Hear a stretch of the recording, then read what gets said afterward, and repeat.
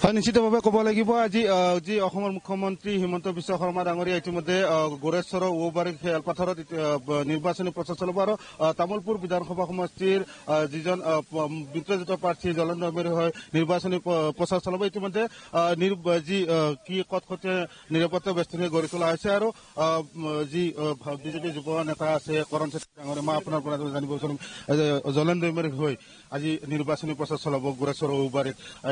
ইতিমধ্যে বিভিন্ন স্থানৰ পৰা আপোনালোকৰ যি কৰ্মকৰ্তাসকল আহি আছে অংশগ্ৰহণ কৰিবলৈ ৰাজ্যক উদ্দেশ্যি নিৰ্বাচনী ভাষণ ৰাখিব হিমন্ত বিশ্ব শৰ্মাই। কেনেধৰণে প্ৰস্তুতি চলাইছে বা কেনেধৰণে আপোনালোকে প্ৰস্তুতি সম্পূৰ্ণ কৰিছে? ধন্যবাদ জনাইছো। এটি বিশাল আয়োজন আজি আমাৰ তামোলপুৰ বিধানসভা সমষ্টিৰ ২৭তম পৰিষদীয় সমষ্টিৰ ঔবাৰী এই ফুটবল খেলপথাৰত আপোনালোকে দেখিবলৈ পাইছে আমাৰ বিশাল আয়োজন। আমাৰ ইয়াত প্ৰথমবাৰৰ বাবে স্বাধীনতাৰ ৭টা দশকৰ পিছত কোনোবা এগৰাকী মুখ্যমন্ত্ৰী আজি ইয়াত আহি উপস্থিত হ'বই। সেয়েহে ৰাইজ অতি উৎকণ্ঠাৰে আজি বাট চাই আছে। তো ৰাইজক আমি একেদিনত আমি অগ্ৰ প্ৰকাশ কৰিছিলোঁ সকলোৱে আহিব লাগে বুলি, কিন্তু ৰাইজে আমাক যোৱাকালিলৈকে আহি পেলাই নিজে কৈছে যে আমি নিজে নিজে ব্যৱস্থা কৰি আহিম। তো আমি আমাৰ ফালৰ পৰা কিছু ব্যৱস্থা কৰি দিছোঁ আৰু ৰাইজে নিজাববীয়াকৈ ব্যৱস্থাৰেও ইয়াত আহিছে। খুব উগুল থুগুল পৰিৱেশ। আজি কেইবাদিনো ধৰি আমি এই বিশাল কাৰ্যক্ৰমক কেনেদৰে সফল ৰূপায়ণ কৰিব পাৰি তাৰ কাৰণে আমি ব্যৱস্থা গ্ৰহণ কৰিছিলোঁ আৰু সকলো কাৰ্যকৰ্তা UPPL, BJP আৰু অৱগত দলৰ কাৰ্যকৰ্তাসকলে আমি একলগ হৈ পেলাই এই বিশাল কাৰ্যক্ৰম কিছু সময় পিছতে আমাৰ সমাপ্ত কৰিম। যিহেতু আপোনালোকক ৰাইজক উদ্দেশ্যি আজি নিৰ্বাচনী ভাষণ ৰাখিব মুখ্যমন্ত্ৰীয়ে এই পিছপৰা অঞ্চললৈ আহিব, তেখেতে হেলিকপ্টাৰ যোগেৰে আহিব বুলি ইতিমধ্যে জানিব পৰা গৈছে। তেখেতৰ লগত আৰু কোন কোন হয়, মাননীয় মুখ্যমন্ত্ৰী মহোদয় কিছু সময় পিছতে আমাৰ ইয়াত হেলিকপ্টাৰৰ জৰিয়তে আহি উপস্থিত হ'বহি আৰু তেখেতৰ সৈতে আমাৰ অসম চৰকাৰৰ মাননীয় মন্ত্ৰী ৰঞ্জিত কুমাৰ দাস ডাঙৰীয়া, অসম চৰকাৰৰ মাননীয় মন্ত্ৰী UG ব্ৰহ্ম ডাঙৰীয়াকে আদি কৰি আমাৰ ডেপুটি BTC চিফ মাননীয়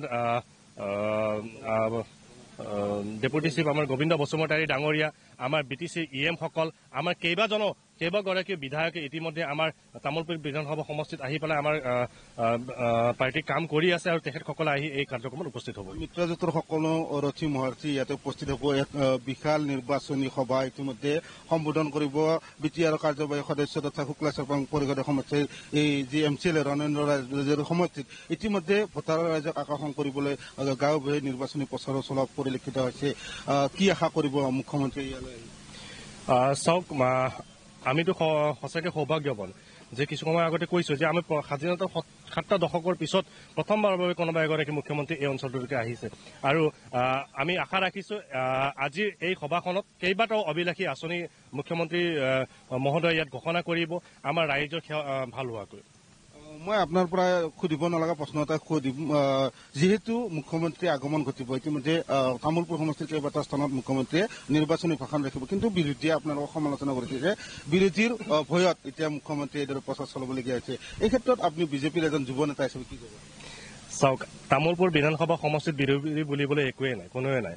তথাপিও ৰাইজে মুখ্যমন্ত্ৰী মহোদয়ক ওচৰৰ পৰা চাব বিচাৰিছে। সেই হেতুকে আমি মুখ্যমন্ত্ৰী মহোদয়ক অনুৰোধ জনাইছিলোঁ যে আপুনি আহিব লাগে, ৰাইজে আপোনাক ওচৰৰ পৰা পাব বিচাৰিছে আৰু আমাৰ আগ্ৰহক সঁহাৰি জনাই পেলাই মুখ্যমন্ত্ৰী মহোদয়ে আজি আমাৰ ইয়াত আৰু দৰঙাজুলিত দুয়োটা জনসভাত অংশগ্ৰহণ কৰিব। যিহেতু ইতিমধ্যে আপোনালোকৰ কাৰ প্ৰতিদ্বন্দ্বিতা হ'ব? আমাৰ কোনো প্ৰতিদ্বন্দ্বী নাই তামোলপুৰ বিধানসভা সমষ্টিত। নিশ্চিতভাৱে এয়া যি বিজেপিৰ যুৱ নেতা কৰণ চেত্ৰী ডাঙৰীয়াই ইতিমধ্যে জানিব দিছে যে কিছু সময়ৰ পিছত ইতিমধ্যে মুখ্যমন্ত্ৰীয়ে এইদৰে গোৰেশ্বৰৰ যি ঔবাৰী খেলপথাৰত নিৰ্বাচনী ভাষণ ৰাখিব আৰু নিৰ্বাচনী প্ৰচাৰ চলাব। ইতিমধ্যে যি মিত্ৰজোঁটৰ প্ৰাৰ্থী জলেন দৈমাৰী হৈ এইদৰে নিৰ্বাচনী প্ৰচাৰত অংশগ্ৰহণ কৰিব আৰু মই সহযোগে দেখিব কিদৰে নিৰাপত্তা বেষ্টনী গঢ়ি তুলিছে, কটকটীয়া নিৰাপত্তা বেষ্টনী। ইতিমধ্যে যি মুখ্যমন্ত্ৰীৰ একাংশ যি চিকিউৰিটি আছে সেই চিকিউৰিটিসকলে ইতিমধ্যে তদাৰক কৰিছে এই ফিল্ডত আৰু এইদৰে বিভিন্ন স্থানৰ পৰা লোকৰ সমাগম হ'ব। প্ৰায় 10,000ৰো অধিক লোকৰ উপস্থিতিত এইদৰে মুখ্যমন্ত্ৰীগৰাকীয়ে সম্বোধন কৰিব আৰু এইদৰে মুখ্যমন্ত্ৰীগৰাকীৰ আগমনৰ পিছত এতিয়া শুক্লাই যি ঔবাৰী খেলপথাৰ আছে আৰু ঔবাৰী খেলপথাৰত এতিয়া উখল মাখল পৰিৱেশ বিৰাজ কৰিছে আৰু বিজেপি কৰ্মকৰ্তা বা মিত্ৰজোঁটৰ যিসকল কৰ্মকৰ্তা কাৰ্যকৰ্তা আছে সেইসকলৰ মাজত উৎফুল্লিত হোৱা পৰিলক্ষিত হৈছে আৰু মুখ্যমন্ত্ৰীৰ আগমনক লৈ এতিয়া উখল মাখল পৰিৱেশ বিৰাজ কৰিছে ঔবাৰীত। আৰু ঔবাৰীত ইতিমধ্যে কিছু সময়ৰ পিছতে মুখ্যমন্ত্ৰীগৰাকীয়ে যি নিৰ্বাচনী ভাষণ ৰাখিব